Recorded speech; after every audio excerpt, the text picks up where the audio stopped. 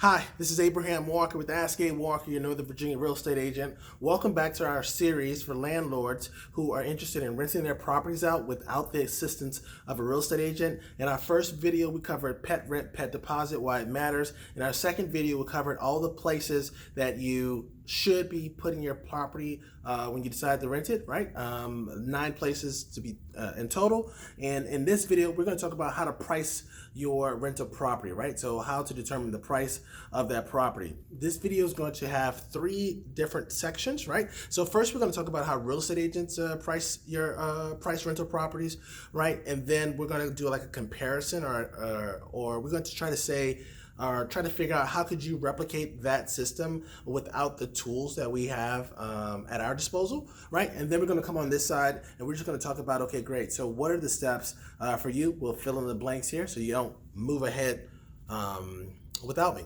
Okay, so let's move on to the real estate agent side, right? So real estate agents have a bit of an advantage here because we already have systems in place that allow us to deep dive into data, right? And so we do something called a rental market analysis. This is similar to a comparative market analysis that's used when you're selling your house, but on the rental side. And so what we're looking at on our side is we're going to go into the MLS, which is MLS is multiple listing service. So it's like a big database, right?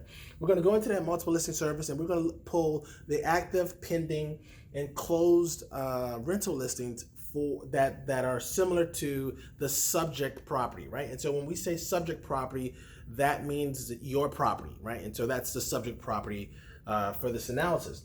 When we're looking at the active, pending, and closed units, for actives, we're looking at what is our competition, right? What is going on in the current market? For pendings, we're looking at, okay, great, this is the optimism. This is how optimistic we should be about the market because either a certain number of properties are going under contract at a certain time period, or a property that's similar to our property has already gone under contract at a price that we believe is similar, right? The condition, we can determine a lot from the pending or under contract properties. But then the close, this is a look back in time. This just lets us know, okay, great, there is demand for this product, and we can do all that in the MLS. Once we are in the MLS and we have retrieved this data, there are certain points that we're looking for, certain reference points we're looking at. So we're looking at the days on market. How long did it take to rent the property, right? And so that's days on market from active to pending, and also days on market from active to closed. Both of these are very important data points because it lets you know how long you're going to be on the market, how long you can expect to be on the market. This data is not available to the consumer, right? So this is just information you won't have access to. Then we have the list price, and the list price and the closed price. This is the begin price. This is the price you started marketing the property. And the closed price is the price that you actually received from the tenant. The list price is going to be available to you, and we'll talk about where that information is available to you. The closed price, not so much, because the consumer platforms that you have access to don't do a great job of tracking the data. They're really just marketing platforms that allow you to put the data on the list. Well, it just allows you to list the information, right? It doesn't allow you to do much research, right? So these 2 data points you're not going to have. And then we also look at price reductions, right? So if we have a list price, which is the starting price, and we see price reductions, then this gives us a sign that the market could not support that price, or that the landlord was interested in moving their property a little bit faster, right? So it's not always that the market doesn't support the price. It could also be motivation. And then we're tracking status, right? And so the status is, like I said, active, pending, close. Okay, so we have that side. That's the agent side, right? So now let's talk about how would we replicate this system on your side. So there are 3 common ways that landlords that are unrepresented price their properties. The first way they do it is they look at their neighbors, right? And so what they do is they just look at like what their neighbors have their properties on the market for. And this is just a visual inspection of what the overall market is doing. This is a fine assessment. right? It should give you some data points. If you're in an area that doesn't have as much market information or doesn't have as many individuals moving in and out of the market, then you may have limited data as far as that point is concerned, right?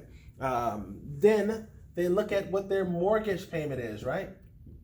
You would not believe how many people look at their mortgage payment, right? And this is a very interesting way to price your property, because it assumes that the market, right, which is the tenants that are going to be renting your property, are concerned about how much you pay for your mortgage. And that's just not the case, right? And so while this is important, right, this talks about your break-even point.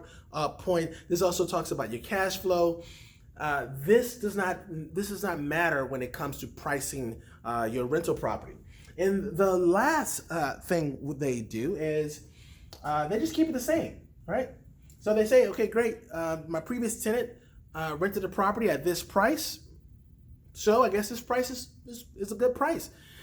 The flaw in keeping it the same is two things, right?